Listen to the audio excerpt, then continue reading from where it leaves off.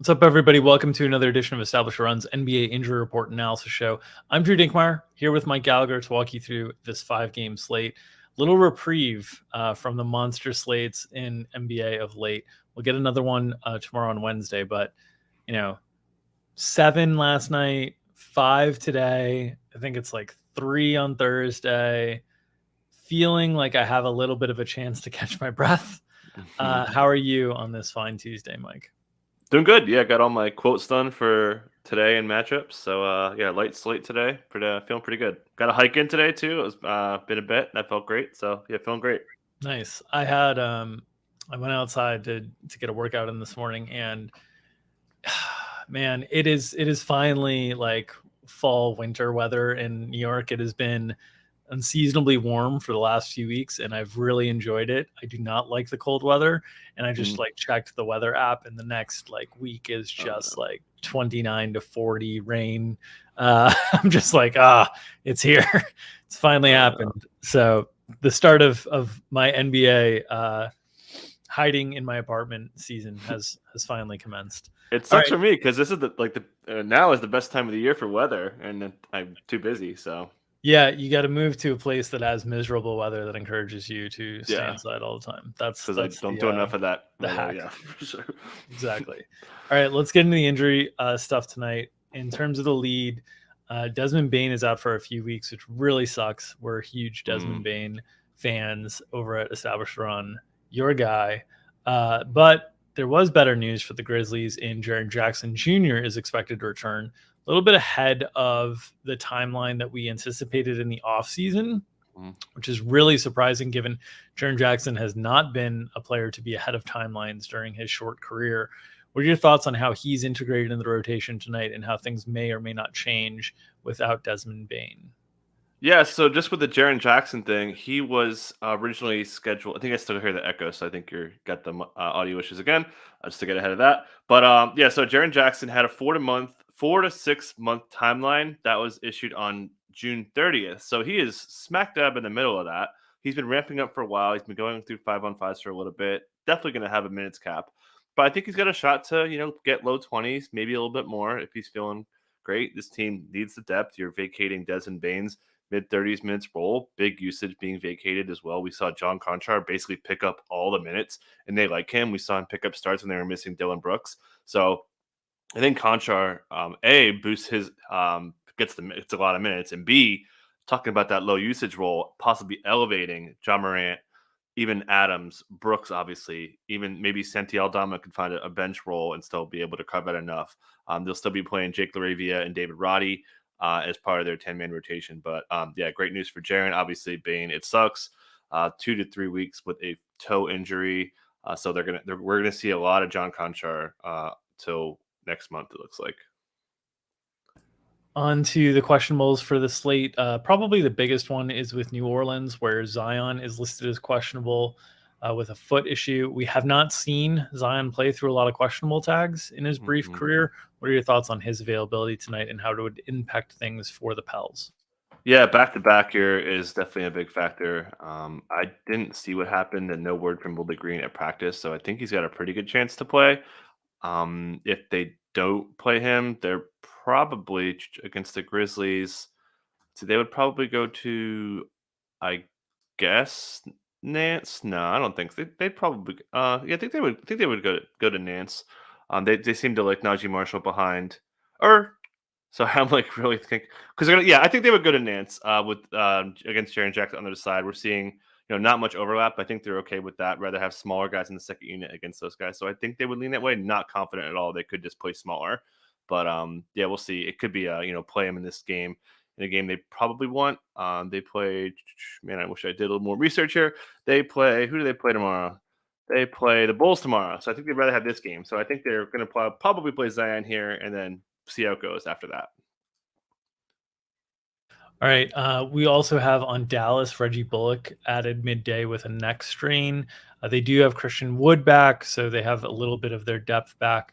Matchup with the Clippers tonight, where you would want some of that wing defense against Paul George, assuming Paul George is not being rested on a back-to-back. What are your thoughts on Reggie Bullock, and if he's available tonight? If not, how do they replace him? Yeah, minutes have been way down. I think he suffered the injury last game, got added. They probably thought he was okay. And we've seen Josh Green take his minutes in a significant way. They finally went smaller in this game in a big way. They closed with Dorian Finney-Smith as the 5-man. Obviously, that's fine to do against the Blazers, who were small as well. But yeah, I think they would just go to Green here if Reggie Bullock doesn't play. Green has certainly picked up minutes down the stretch multiple times. I think they like Tim Hardaway Jr. off the bench as a 6-man with that Christian Wood dynamic. Maybe we see Wood start in a bigger-ish lineup to give it a look. We haven't really seen much of that Spencer Dinwiddie Luka stuff, so I do think Josh Green would be the heavy favorite if Bullock doesn't go. All right. You mentioned the Blazers, who their last game was against. They still have a slew of guys as questionable on the injury report. Yusuf Nurkic, Keon Johnson, Justice Winslow, all questionable tonight. Do you have any lean on any of these three in their availability? I think Nurk's got a pretty good chance. He's been out with this adductor strain injury since the 7th, so he's out over a week. This game they haven't played since a couple days, so he's had a couple days to heal. Really, no concern from Billups from what I've heard in all his pressers. So I think he's got a shot to return. Winslow gets listed with the illness yesterday. That's usually a better sign that someone's going to return. So I think he's okay. Keon had the fall.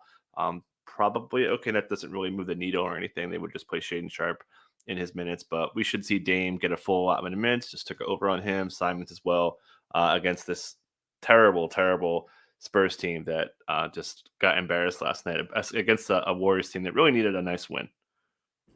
Yeah, the Spurs and the Clippers are the two teams that haven't filed yet on the second night of back-to-back, so there's certainly more injury information that could come about that changes the situations on those. But in terms of other players that are probable / set to return, you've got Nicholas Claxton, Seth Curry, Ben Simmons, and Yuta Watanabe all expected to play tonight based on reporting. What are your thoughts on how this impacts the Nets, who are still playing in the absence of Kyrie Irving? Yeah, so Ben did not get an MRI according to Jacques Vaughn. He had some discomfort, was expected to play over the weekend. They held him out, so a couple days off apparently got him right. Expect him to come up the bench and essentially be the backup to Nick Claxton, who had an eye contusion in the last game.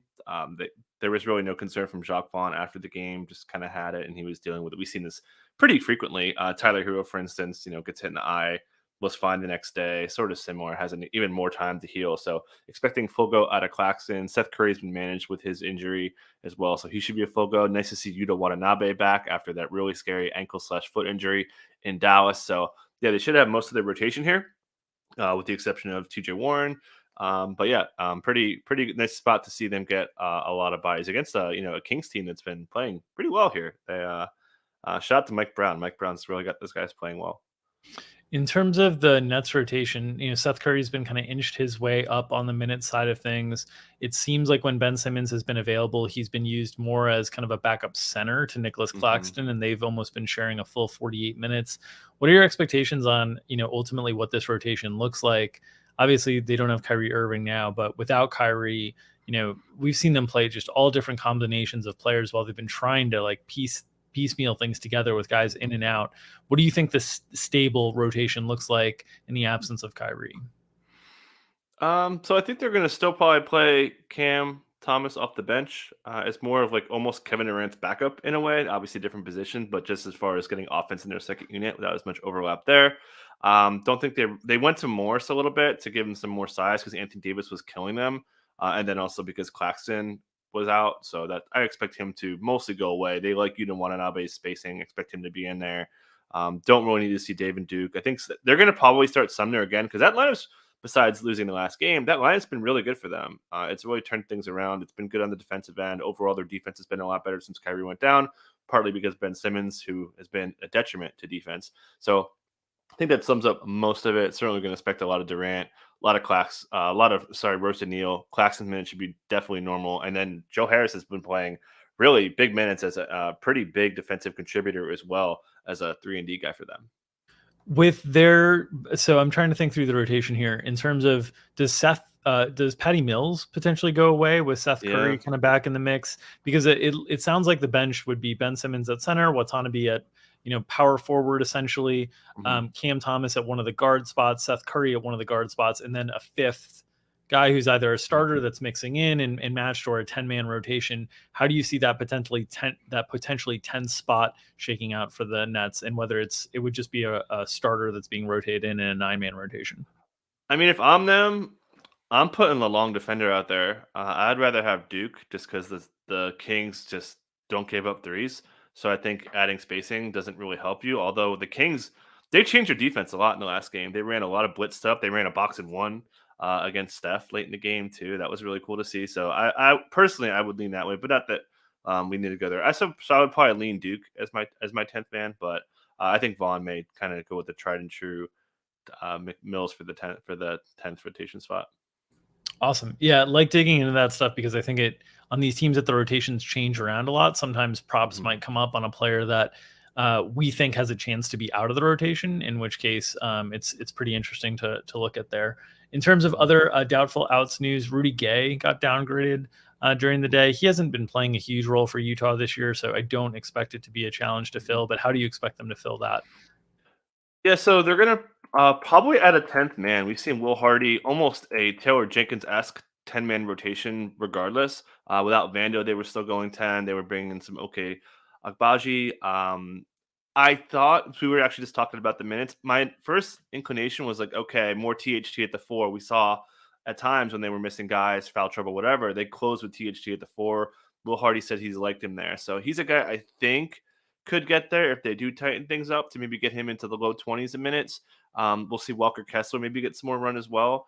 But they've got plenty of depth. This team's like insanely deep. And considering how much they got rid of top end stuff, they've really filled in some depth. We've seen Laurie play some 5. That could be something that could go that way against a Knicks. If the Knicks maybe go smaller, run that Joyous Obi front court, I could see their rotation playing a lot smaller with THT as a 4, Malik Beasley as a 3. So they could kind of build their rotation that way and get more spacing against a team that gives up threes.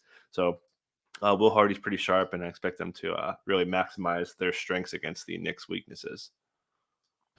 All right. So I think that covers it. Just a reminder to support the people who support us. The good folks over at Underdog Fantasy have lots of daily NBA contests going on. They also have these NFL contests with snake drafts that you can play for the playoffs that I think are really interesting formats. All of these are for, cash money prizes, huge prizes on the NFL side, especially the NBA side. On the daily contest side, the prize pools are pretty good as well. If you're playing NBA Pick'em as well and you're an in-season subscriber at Establish the Run, you have access to our projections table versus the Pick'em lines. So you can directly compare our projections against the Underdog Fantasy Pick'em lines if you want to participate in those games. If you haven't signed up for Underdog yet, use the promo code ETR at checkout. You'll get a $100 deposit match on your first $100 deposited. Promo code ETR at underdogfantasy.com at checkout. Also, if you are interested in supporting the work that we're putting out on the premium side of things, myself and Mike Gallagher will be back behind the paywall at 5 o'clock Eastern today with another edition of Establish the Show. We run these live shows Monday through Friday at 5 o'clock Eastern to generally 6:15 Eastern each and every day, talking through the slate, talking through how the projections look, where there's potential places to leverage the projections, so on and so forth. You also get access on the in-season DFS side to Mike's matchups columns on Monday, Wednesday, Friday, as well as a top plays article Monday through Saturday that we post, as well as all our projections. We release our full statistical projections as well to subscribers there. You've also got the props package where we continue to push. We've been a little bit sluggish around the 40 unit mark of late, but 40 units for the first month of the season is pretty good. We did 200 plus units last year. As always, if you're interested in the props package, make sure to read that FAQ because it will provide a lot of information about some of the challenges of getting down the bets, which you will learn in the level of attention need to be paid to get the most out of the service. But there's a lot of good people in our Discord as well that are helping out on the bet side and coming up with innovative ways to get bets down as well that they share with other subscribers. If you are uninterested in paid packages for us, you could at least subscribe to our YouTube channel here. We've pushed through the 3,000 mark, I believe, in subscribers, and we're continuing to try to grow this and grow some of the free content that we're putting out on this side of things. So if you would like to support us without a financial commitment, your clicks are welcome. We would also like your clicks for this video. You can hold, press, smash, however you'd like to push that like button. It helps circulate our content and feed the algorithm. Nom nom nom nom nom nom nom nom nom nom. Feed that algorithm. We will be back with another edition of Established Run's NBA Injury Report Analysis Show for tomorrow's huge slate at 2:00 Eastern. Tomorrow, catch Mike and myself then. Until then, good luck in the games tonight. Enjoy the hoops action. We'll see you tomorrow.